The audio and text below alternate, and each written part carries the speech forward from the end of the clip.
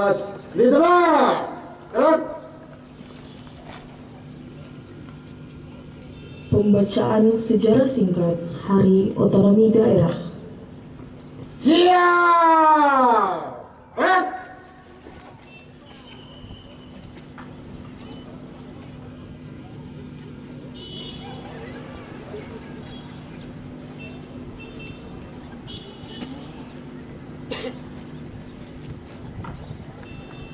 Sejarah singkat otonomi daerah. Pasang surut sejarah kebijakan desentralisasi dan otonomi daerah telah dimulai sejak zaman kolonial. Di tahun 1903, pemerintah kolonial Belanda melalui inisiasi Menteri Koloni Edinburgh mengeluarkan desentralisasi Wet tahun 1903. Ini kebijakan otonomi daerah pertama yang diberlakukan di Indonesia meskipun watak kolonial yang memusatkan seluruh kekuasaan di Batavia. 17 Agustus 1945, Indonesia merdeka. Pemerintah mengeluarkan Undang-Undang Nomor 1 Tahun 1945 yang menitik beratkan asas dekonsentrasi, mengatur pembentukan Komite Nasional Daerah, keresidenan, kabupaten dan kota berotonomi. Selanjutnya, undang-undang tersebut diganti Undang-Undang Nomor 22 Tahun 1948 menyebutkan bahwa negara Republik Indonesia terdiri dari 3 tingkat daerah, yaitu provinsi, kabupaten atau kota besar, desa atau kota kecil. Pasca pemilu 1955, lahir Undang-Undang Nomor 1 Tahun 1957 tentang pokok-pokok pemerintahan daerah, di mana daerah otonomi diganti dengan istilah daerah swatantra dan wilayah Republik Indonesia dibagi menjadi daerah besar dan kecil. Pasca dekret Presiden tanggal 5 Juli 1959, Presiden Soekarno menerbitkan Perpres Nomor 6 Tahun 1959 yang sejalan dengan situasi politik konfrontasi yang dihadapi negara mulai dari Trikora sampai Dwikora. Pada puncaknya, di era demokrasi terpimpin, lahir Undang-Undang Nomor 18 Tahun 1965 yang berkarakter desentralistis sekaligus mengaktualisasikan pendekatan daerah otonomi biasa atau simetris dan daerah otonom khusus atau asimetris. Kebijakan desentralistis era Bung Karno dikoreksi oleh Orde Baru yang ditandai dengan lahirnya Undang-Undang Nomor 5 Tahun 1974 tentang pokok-pokok pemerintahan daerah. Selain meneguhkan kebijakan sentralistis yang berpusat di Jakarta, undang-undang ini berlaku 25 tahun lamanya, dari tahun 1974 sampai dengan tahun 1999. Perubahan konstelasi global pasca Perang Dingin turut berpengaruh langsung pada dinamika politik nasional, yaitu lahirnya gerakan pro-demokrasi dan pro-desentralisasi di Indonesia. Presiden Soeharto akhirnya menerbitkan Kepres Nomor 11 Tahun 1996 sebagai upaya persiapan mengurangi derajat sentralisasi pemerintah pusat, sekaligus menetapkan tanggal 25 April sebagai Hari Otonomi Daerah. Puncaknya, pasca gerakan reformasi, lahirlah Undang-Undang 22 Tahun 1999 tentang pemerintahan daerah, di mana komitmen Presiden B.J. Habibie adalah memberi wewenang penuh kepada pemerintah daerah, kecuali urusan politik, luar negeri, pertahanan, peradilan, dan moneter. Undang-undang baru ini disambut penuh semangat dengan implikasi yang luar biasa, mulai dari masifnya pembentukan daerah otonom baru atau DOB, sebanyak 7 provinsi, 115 kabupaten, dan 26 kota, sekaligus munculnya sifat daerah sentris. Tahun 2004, di masa pemerintahan Presiden Megawati, Soekarno Putri melihat kelemahan undang-undang sebelumnya, maka didoronglah perubahan Undang-Undang Nomor 22 Tahun 1999 hingga lahirlah hadir Undang-Undang Nomor 32 Tahun 2004 yang diarahkan untuk mencari keseimbangan sebagai upaya tetap menjaga kebijakan desentralisasi, baik yang sifatnya simetris maupun asimetris, di dalam bingkai Negara Kesatuan Republik Indonesia. Pilkada secara langsung untuk pertama kalinya juga terjadi di era undang-undang ini. Selama kurun waktu pelaksanaan Undang-Undang Nomor 32 Tahun 2004, dari tahun periode 2005 sampai dengan 2014, pembentukan DOB berhasil ditekan di mana pemekaran daerah terbentuk 1 provinsi, 66 kabupaten, dan 8 kota.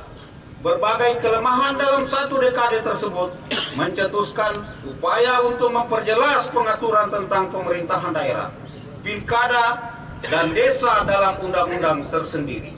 Upaya ini bermuara pada lahirnya Undang-Undang 23 Tahun 2014 tentang pemerintahan daerah yang bertumpu pada efektivitas penyelenggaraan pemerintahan daerah.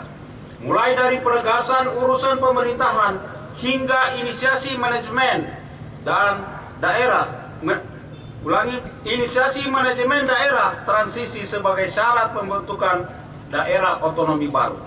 Hingga tahun 2022, daerah otonomi berjumlah 38 provinsi dan 415 kabupaten dan 93 kota di Indonesia. Sebagai satu kesatuan negara bangsa, kebijakan desentralisasi dan otonomi daerah akan berjalan terus sebagai komitmen pemerintahan Presiden Prabowo Subianto dalam mewujudkan kesejahteraan dan keadilan sosial bagi seluruh rakyat Indonesia. Dirgahayu Hari Otonomi Daerah ke-29 tanggal 25 April 2025. Sinergi pusat dan daerah membangun Nusantara menuju Indonesia Emas 2045. Sekian, terima kasih. Pembacaan selesai.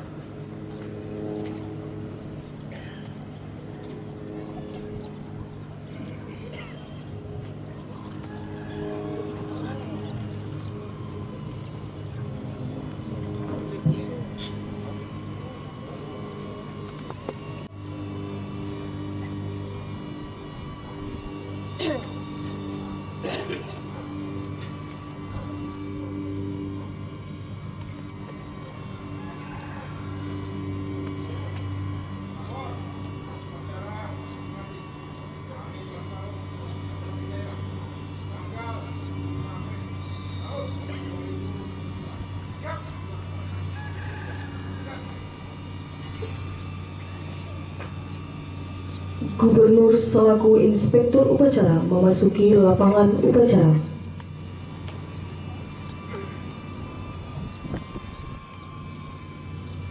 Menyanyikan lagu kebangsaan Indonesia Raya.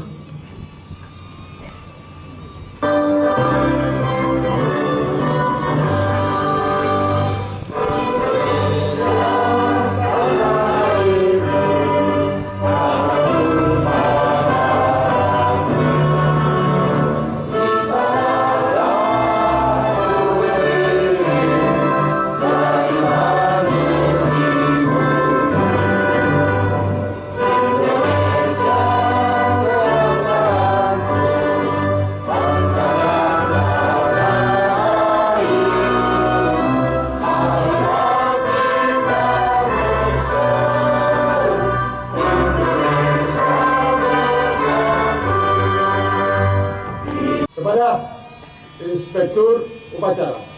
Hormat! Gerak! Siap! Gerak! Laporan Komandan Upacara kepada Inspektur Upacara.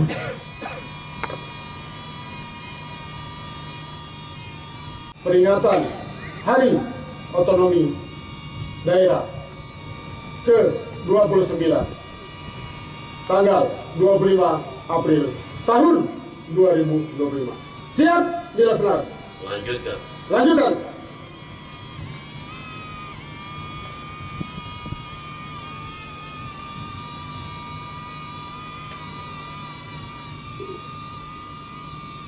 Mengheningkan cipta dipimpin oleh Inspektur Upacara. Untuk memperingati jasa-jasa pahlawan yang memperjuangkan bangsa dan negara kita ini. Sebagai penerus, mari kami sama-sama mengingat cipta, mulai.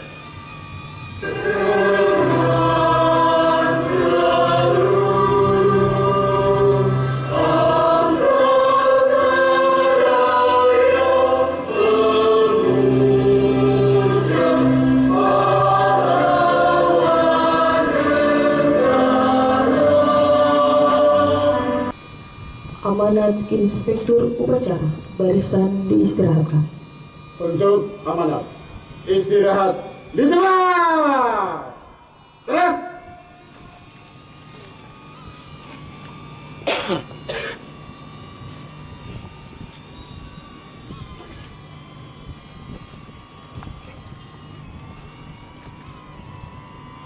Assalamualaikum warahmatullahi wabarakatuh. Salam sejahtera bagi kita semua. Om Swastiastu, Namo Buddhaya, salam kebajikan.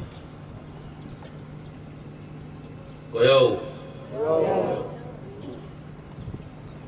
Ora so amakani wiwau amolongo lima witimi.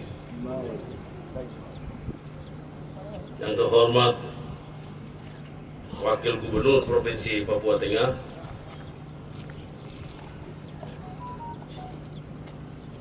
yang terhormat Forkopimda Provinsi Papua Tengah, para Bupati Papua Tengah, Sekretaris Daerah Provinsi Papua Tengah, para staf ahli Gubernur, Asisten Gubernur Provinsi Papua Tengah, para pejabat eselon 2 di lingkungan pemerintah Provinsi Papua Tengah, serta seluruh hadirin dan tamu undangan yang berbahagia. Marilah kita panjatkan puji dan syukur kehadirat Tuhan Yang Maha Esa, karena berkat rahmat dan hidayahnya pada hari ini kita dapat hadir pada acara peringatan Hari Otonomi Daerah tahun 2025 dalam keadaan sehat walafiat.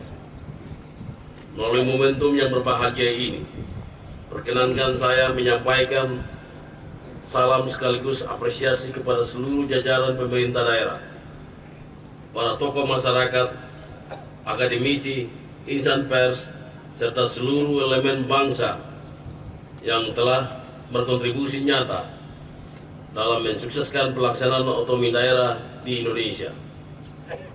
Semangat kolaborasi dan partisipasi aktif dari berbagai pihak inilah yang menjadi pilar utama dalam memperkuat tata kelola pemerintahan daerah yang responsif, transparan, dan akuntabel. Hadirin yang saya hormati, pada beberapa kesempatan saya telah menegaskan bahwa Indonesia adalah negara besar, bukan hanya dari segi luas wilayah dan jumlah penduduk, melainkan juga dari keragaman budaya, sumber daya alam, dan potensi daerahnya.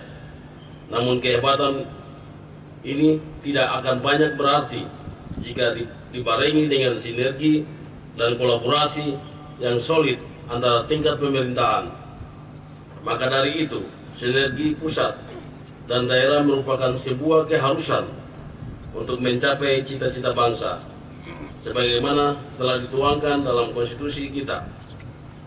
Berangkat dari hal tersebut, serta dalam upaya menguatkan komitmen dan mengharmonisasikan langkah kita bersama, maka peringatan Hari Otonomi Daerah tahun 2025 diangkat sebuah tema, yaitu sinergi pusat dan daerah membangun Nusantara menuju Indonesia Emas 2045. Pemilihan tema ini merupakan refleksi atas pentingnya hubungan yang harmonis dan konstruktif antara pemerintah pusat dan daerah dalam menyongsong masa depan Indonesia, yaitu Indonesia Emas 2045. Hal ini adalah kesempatan emas untuk membuktikan bahwa kita bisa menjadi bangsa yang maju, mandiri dan berdaulat, yang tercermin dari keunggulan ekonomi, teknologi, pendidikan, dan kebudayaan dengan masyarakat yang adil, makmur, dan berakhlak mulia. Berkenaan dengan hal tersebut, melalui momentum yang berbahagia ini, saya mengajak seluruh komponen bangsa, khususnya jajaran pemerintah daerah di seluruh Indonesia, untuk terus memperkuat komitmen dalam membangun tata kelola pemerintahan yang baik, inovatif, dan berorientasi pada pelayanan publik. Mari kita jadikan otonomi daerah sebagai sarana untuk mempercepat pemerataan pembangunan, memperkuat integrasi nasional, serta meningkatkan daya saing daerah yang pada akhirnya akan berkontribusi terhadap kemajuan bangsa secara keseluruhan. Hadirin yang saya hormati, bagaimana yang telah ditegaskan oleh Bapak Presiden Prabowo Subianto bahwa kesatuan visi, arah kebijakan strategis, serta langkah implementasi dan sinkron dan berkelanjutan di setiap tingkatan pemerintah menjadi salah satu kekuatan utama bangsa Indonesia dalam menghadapi tantangan besar menuju Indonesia Emas. Hal-hal strategis yang perlu menjadi perhatian utama bagi seluruh pihak, baik di pusat maupun di daerah, untuk mengharmoniskan gerak langkah pada tataran implementasi, diantaranya: 1. Upaya mewujudkan swasembada pangan, diantaranya dengan menguatkan regulasi, dukungan anggaran, dan teknologi yang diiringi dengan penguatan sumber daya manusia pertanian, akses distribusi, pemasaran, serta mengoptimalkan lahan pertanian. 2. Upaya mewujudkan swasembada energi melalui optimalisasi sumber daya domestik, diversifikasi energi, efisiensi, dan dukungan kebijakan. Dengan upaya tersebut memberi pengaruh signifikan dalam mengurangi impor energi, serta memperkuat ketahanan nasional yang mendukung pembangunan berkelanjutan. 3. Pengelolaan sumber daya air, diantaranya melalui peningkatan infrastruktur, pengembangan teknologi inovatif, penegakan hukum, serta menyiapkan perangkat kebijakan yang signifikan. 4. Mewujudkan pemerintah yang transparan, akuntabel, bebas korupsi, dan melayani masyarakat dengan berintegritas. 5. Mengembangkan kewirausahaan yang dapat membuka lapangan kerja, diantaranya melalui kemudahan melalui bisnis dan akses permodalan, pengembangan ekonomi desa, keterampilan, pengembangan inkubator bisnis di kampus dan daerah, dukungan UMKM dan koperasi, serta kolaborasi pemerintah swasta akademisi. 6.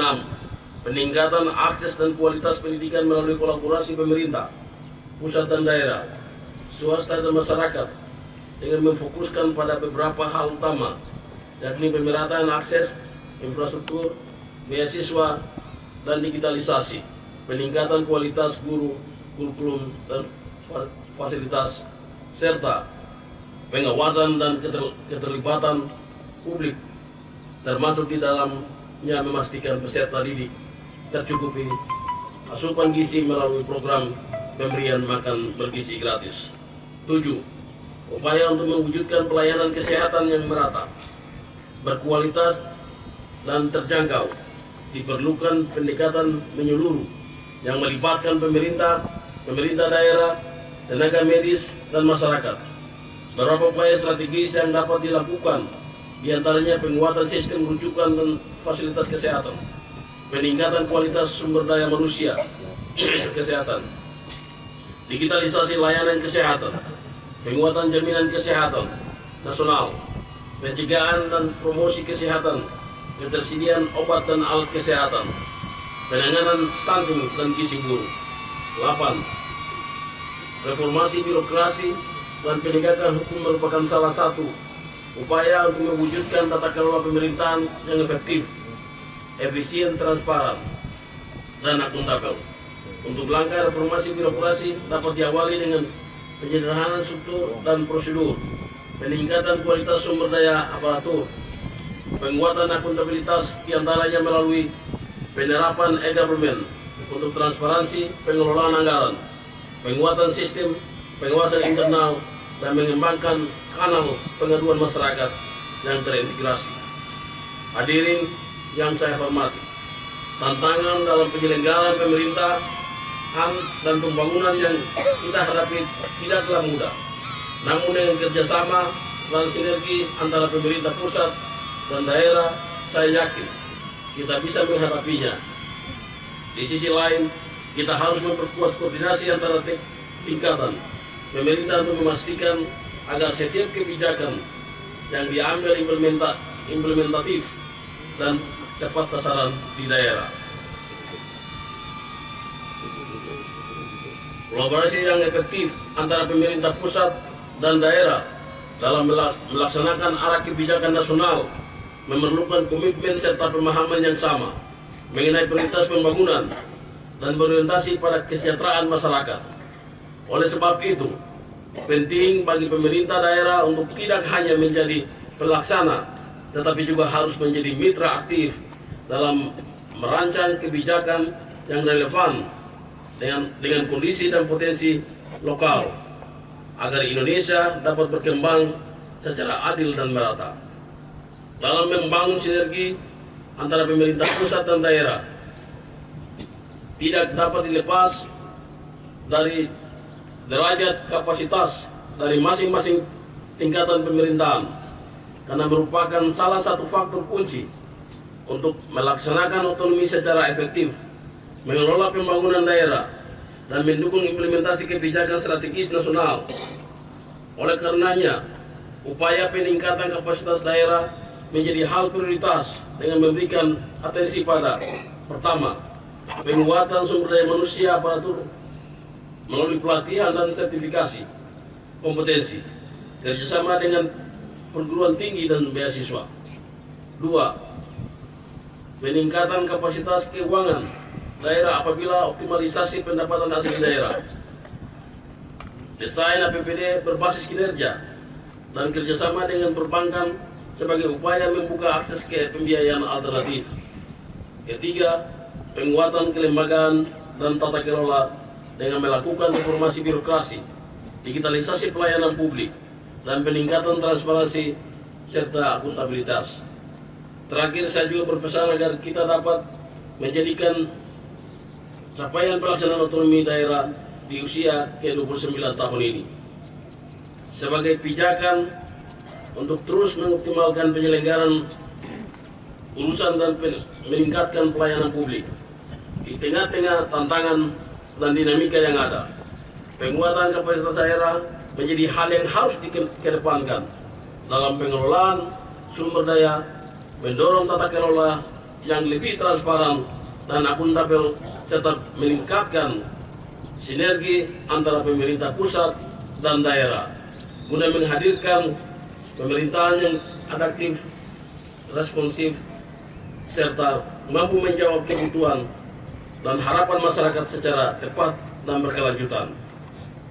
Hadirin yang berbahagia, akhir kata sekali lagi saya ucapkan selamat Hari Otonomi Daerah ke-29 tahun 2025. Semoga semangat otonomi daerah senantiasa menjadi motor penggerak bagi terwujudnya pemerintahan yang lebih baik, pelayanan publik yang lebih prima, dan kesejahteraan masyarakat yang lebih merata di seluruh pelosok Nusantara. Semoga Tuhan Yang Maha Kuasa senantiasa memberikan petunjuk, bimbingan, perlindungan, dan pertolongan kepada kita semua dalam upaya membangun bangsa dan negara yang kita cintai. Sekian dan terima kasih. Wabillahi taufiq hidayah. Wassalamualaikum warahmatullahi wabarakatuh. Balikpapan 25 April 2025, Menteri Dalam Negeri.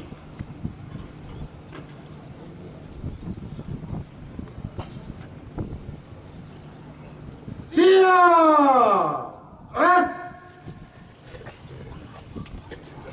Doa.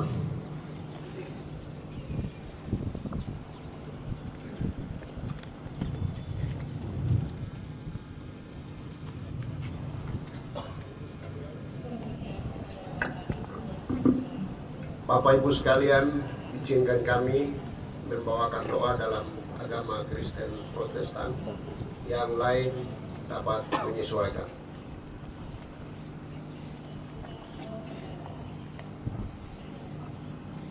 Mari kita berdoa. Bapa kami yang ada di dalam kerajaan sorga, Yesus dan Roh Kudus yang selalu menjaga dan melindungi kami, hari ini dapat kami merasakan kuasa, kasih, dan pertolongan-Mu, sehingga kami dengan keadaan yang baik dapat memuji dan memuliakan nama Tuhan. Terima kasih atas anugerah-Mu, sehingga upacara peringatan Hari Otonomi Daerah yang ke-29 di Provinsi Papua Tengah dapat berjalan dengan lancar. Terima kasih juga kami sampaikan kepada Allah Bapa di surga atas perkenan-Mu juga, maka daerah ini boleh aman dan damai, sehingga proses pemerintahan, pembangunan, dan pelayanan publik terus berjalan dengan baik. Bapak, kiranya peringatan Hari Otonomi Daerah ini senantiasa menjadi bahan refleksi untuk evaluasi kinerja kami dalam mendukung penyelenggaraan pemerintahan dan percepatan kesejahteraan rakyat. Terima kasih Bapak, karena sampai dengan hari ini Engkau senantiasa melindungi dan memberikan para pemimpin kami, mulai dari Bapak Presiden, Gubernur, dan para bupati. Kami berdoa agar Bapak Gubernur dan Bapak Wakil Gubernur kiranya senantiasa Tuhan memberikan kesehatan, hikmat, dan kebijaksanaan agar mampu melaksanakan tugas dan tanggung jawab dalam keadaan yang baik dan mengambil keputusan sesuai dengan kehendak-Mu. Biarlah kasih kuasa Tuhan disertai dengan tanda keheranan satu kepada tanda keheranan yang lain, membawa mereka dalam kepemimpinan selama 5 tahun, supaya masyarakat, alam, bahkan 8 kabupaten yang ada di bawah pemerintah Provinsi Papua Tengah turut merasakan dan atas kebaikan Tuhan yang dirasakan, masyarakat dapat memuji dan memuliakan nama-Mu. Inilah doa yang dapat kami panjatkan kepadamu pada pagi hari ini. Kuasa kemuliaan Tuhan menyertai kami semua. Allah sumber segala berkat. Haleluya. Amin. Sekian.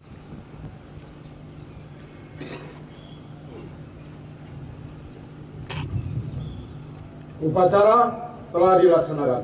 Laporan selesai. Kembali ke tempat. Kembali ke tempat.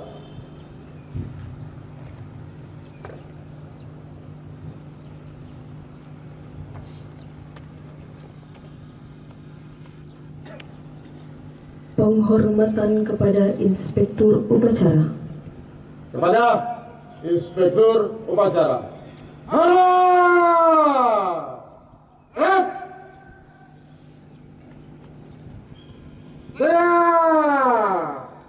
Red!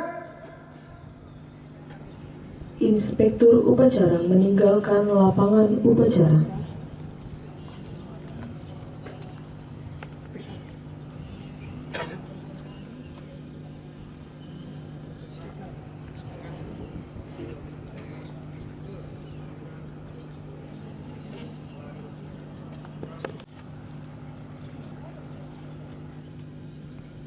Komandan upacara meninggalkan lapangan upacara.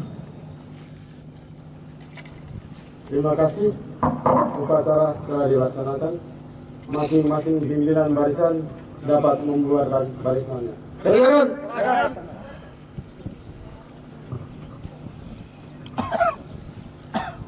Barisan diistirahatkan. Istirahat di tempat.